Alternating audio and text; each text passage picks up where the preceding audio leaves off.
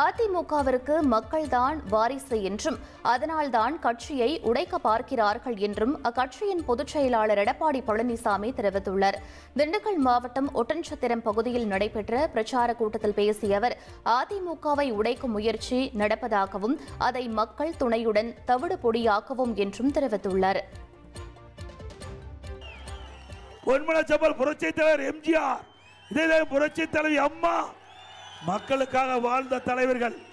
இருவரும் தலைவர்களுக்கு வாரிசு இல்ல, இங்க இருக்கின்ற மக்கள் தான் வாரிசு. ஆகவேதான் இந்த கட்சியை எவ்வளவோ பேர் உடைக்க பார்க்கிறாங்க, முடக்க பார்க்கிறாங்க. அத்தனையும் உங்கள் துணையோடு தவிடுபடி ஆக்கிட்டு இருக்கிறோம்.